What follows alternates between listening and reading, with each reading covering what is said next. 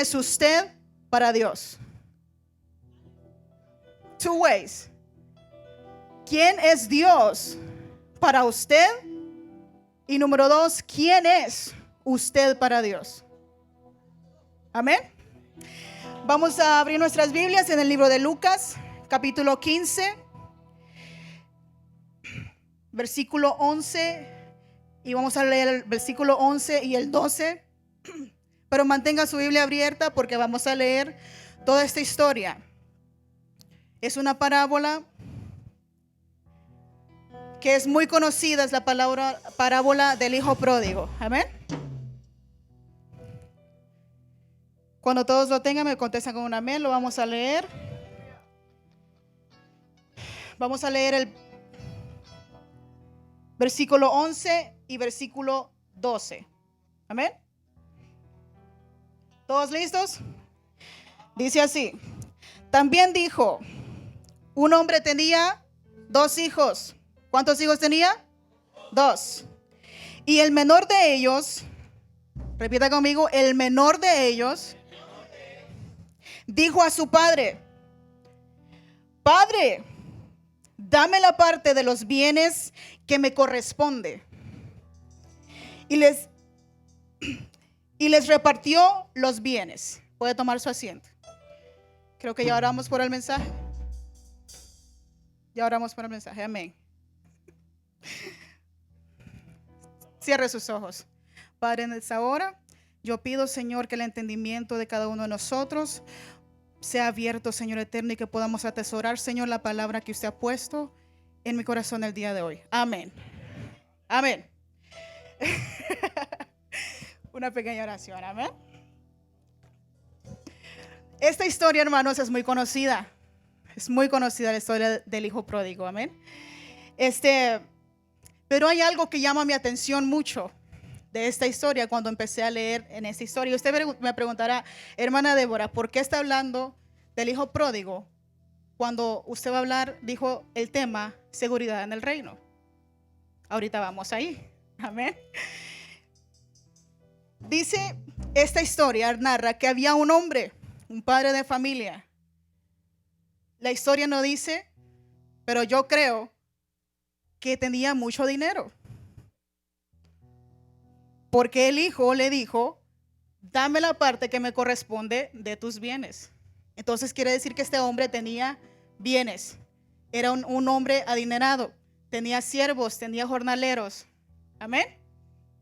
Entonces dice, y el menor de ellos dijo a su padre, Padre. Directamente se refiere a su padre y sin miedo le pide lo que le corresponde. ¿Por qué? Porque él sabe que su padre tiene bienes. Y porque él sabe que parte de esos bienes le correspondía a él.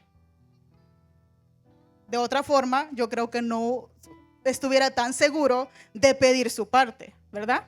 Entonces él estaba seguro de que papá tiene dinero y que papá me va a dejar una herencia. Amén. Vaya conmigo. Estaba seguro de sí mismo y seguro de su padre. Amén. Dejó su casa. Dice el versículo número 12. Y el menor de ellos dijo a su padre, Padre, dame la parte de los bienes que me corresponde. Y les repartió los bienes. O sea que el padre dijo, ok, está bien, yo te doy tu parte. Aquí está todo lo que te corresponde a ti. Amén. Dice el 13, no muchos días después, juntándolo todo, el hijo menor se fue lejos a una provincia apartada y ahí desperdició sus bienes, viviendo perdidamente. El hijo menor estaba seguro, tenía la seguridad de que él tenía dinero, su padre tenía dinero, había una herencia que le correspondía, pero cometió un error. Cometió el error de dejar su casa y de ir a una provincia apartada. ¿Apartada de dónde? Apartada de su casa. Amén. Dice, se fue lejos. Y fuera de casa sucedieron muchas cosas. Usted sabe ya la historia. Fuera de casa. En el 13 dice, malgastó los bienes. Malgastó los bienes que le habían costado a su papá. Y quizás también a él. Quizás a sus hermanos también. Él lo malgastó. Entonces quiere decir que no tomó mucha importancia. ¿Sabe por qué? Porque cuando a uno no le cuesta, todo lo hace fiesta, dice un dicho, ¿verdad? Entonces él no lo malgastó. Todo se le vino muy fácil. Vino, se fue de casa y lo malgastó. Fuera de casa, malgastó sus bienes. Fuera de casa, número 2, perdió su identidad. Dice la Biblia, vivió perdidamente. Estaba perdido. Él no tenía identidad. Nadie lo conocía en esa provincia. Nadie sabía que el padre de este hombre es un hombre de dinero y es un hombre poderoso. Nadie lo sabía. Amén. Él perdió, ¿qué? Su identidad. Número 14 dice, y cuando todo lo hubo malgastado, vino una gran hambre en aquella provincia. Fuera de casa hay hambre. Fuera de casa hay escasez de pan. Fuera de casa no hay comida. No está tu padre que te diga, ¿sabes qué, hijo? ¿Cómo estás? ¿Tienes hambre? ¿Quieres un plato de comida? No. Fuera de casa no hay esa seguridad que vas a comer. Amén. Dice en el versículo 16 vemos, y deseaba llenar su vientre de las algarrobas que comían los cerdos. Número 4, fuera de casa deseas lo indeseable. O usted, hermano, que está aquí en esta casa, usted, por mucha hambre que tenga, ¿usted desearía comer la comida que comen los puercos? ¿Quién de aquí? Quizás no nos vayamos muy lejos. Vamos a la comida que está embolsada, la comida de perros. Por mucha hambre que usted tenga, ¿usted le daría ganas de comer comida de perros? ¿Verdad que no? ¿Y comida de pájaros quizás? ¿Semillas? ¿Verdad que no? Aunque sea una sopita Maruchan. Usted agarra $1 en coras, en centavos, no importa en dónde, pero usted se la va a comprar porque es una comida para nosotros, ¿verdad? Pero este joven fuera de casa deseaba lo indeseable.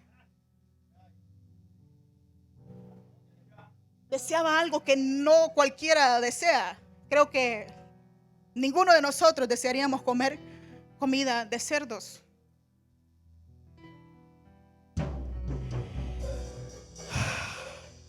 Dice el 16, y deseaba llenar su vientre de las algarrobas que comían los cerdos, pero nadie le daba. Esto me dice a mí que él no tenía no estaba ni siquiera autorizado a comer lo que comen los cerdos. Entonces este joven perdió autoridad. Fuera de casa.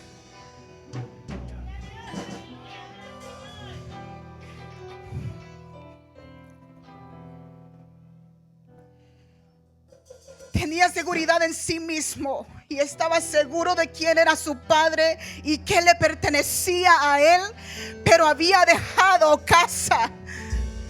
Había dejado la casa de su padre. ¿Cuántos de nosotros muchas veces tenemos los dones que Dios nos ha dado? Tenemos la salvación que Dios nos ha dado, pero decidimos irnos de casa. Irnos de casa y perder nuestra identidad. Irnos de casa y perder nuestra autoridad. Irnos de casa y desear lo que el mundo te ofrece, que es algo indeseable. Lo que el mundo te ofrece puede parecer en el momento muy bonito. En el momento puede parecer algo bueno.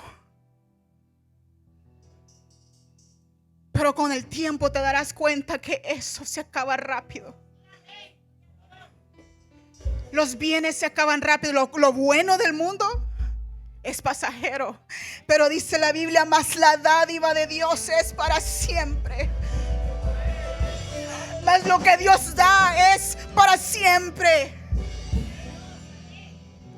¿Qué es lo que Dios te ha dado? Tú que estás sentado ahí, quizás te sientas y dices, yo estoy sentado, yo no estoy haciendo nada. Pero te corrijo, Dios te ha dado la salvación.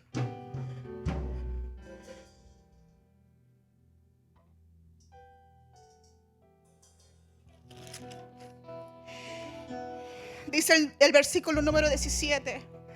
Puede leer conmigo. Y volviendo en sí dijo, ¿cuántos jornaleros en casa de mi padre tienen abundancia de pan? Y yo aquí perezco de hambre. Me levantaré y iré a mi padre y le diré, Padre, he pecado contra el cielo y contra ti. Ya no soy digno de ser llamado tu hijo. Hazme como a uno de tus jornaleros.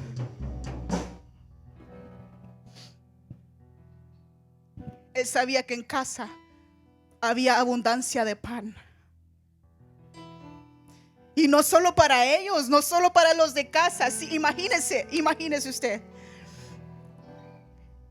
Si los jornaleros de su padre, o sea, los trabajadores del campo, tenían abundancia de pan, imagínense cómo vivían en casa.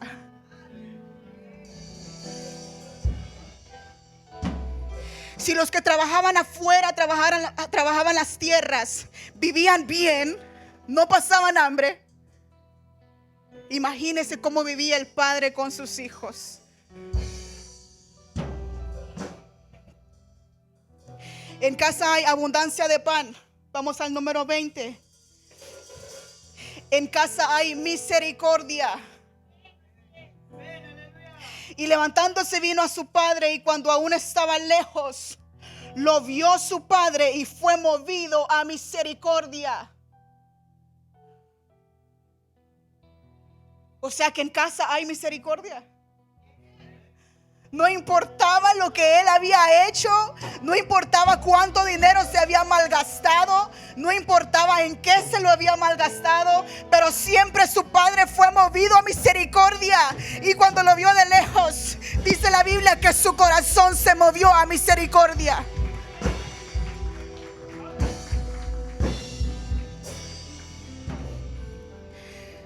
Yo no sé qué tú has hecho.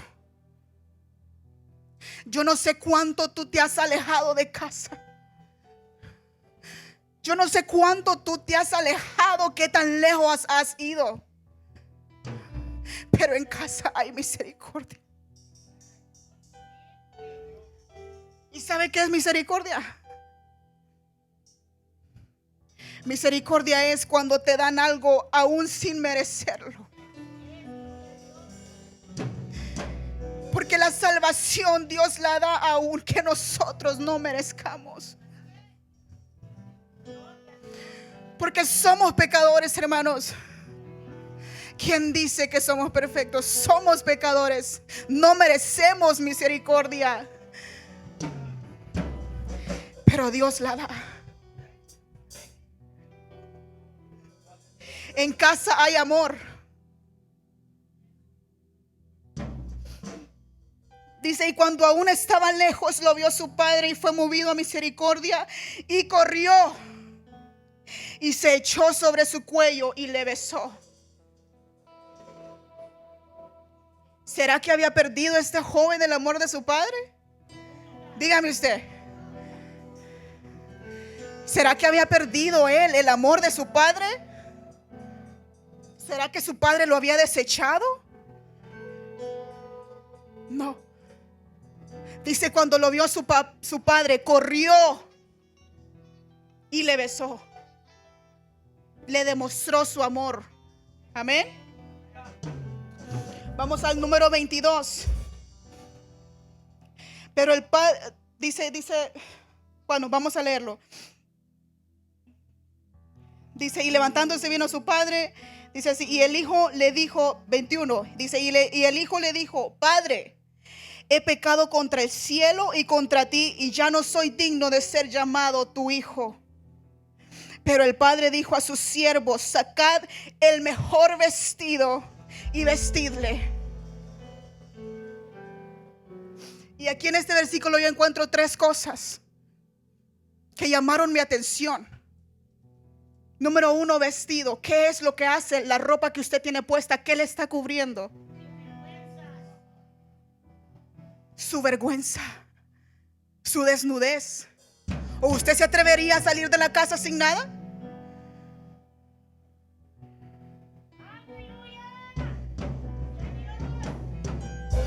Su vestido, la ropa que usted anda puesta, esa camiseta, ese pantalón que le costó quizás $20, $15, sí, eso. Y lo que anda debajo también, su ropa interior, eso le anda cubriendo su desnudez. Pero cuando venimos y lo traemos en el ámbito espiritual, el vestido que Dios nos da no es un vestido que se mira al ojo humano, pero es un vestido que cubre nuestra desnudez, que cubre nuestro pecado, que cubre nuestros errores. El vestido que Dios te da, el Padre le cubrió a su desnudez. Yo no sé cómo llegó. Yo no sé cómo llegó su hijo, en qué condiciones lo vio su padre. Pero él dijo, ¿saben qué? Saquen el mejor vestido y me lo ponen. Y se lo ponen a él.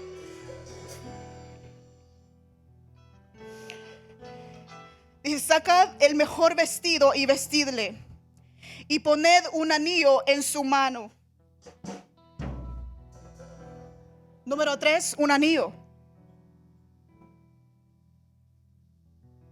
¿Qué significa el anillo? Autoridad. That's right.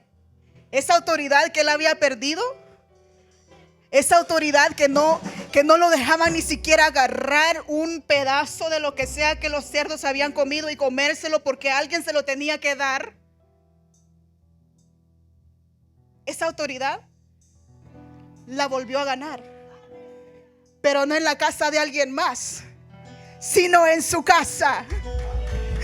Hermano mío, quien se sienta de casa tiene autoridad. Quien se sienta hijo tiene autoridad. ¿Autoridad sobre quién? ¿Sobre los pastores? ¿Sobre los líderes? ¿Verdad que no? Autoridad sobre demonios, porque dice la Biblia que no tenemos guerra contra sangre ni carne, sino contra potestades, contra principados, contra legiones de las tinieblas.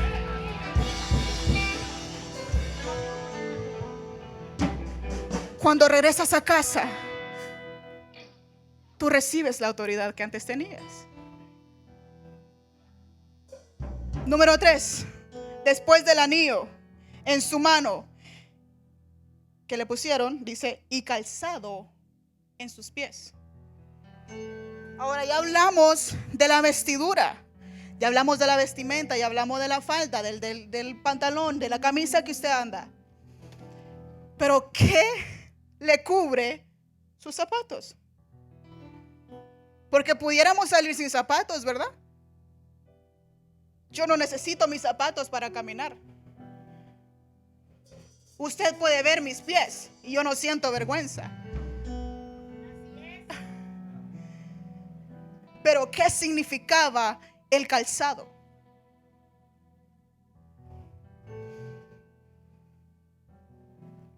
El calzado significaba protección.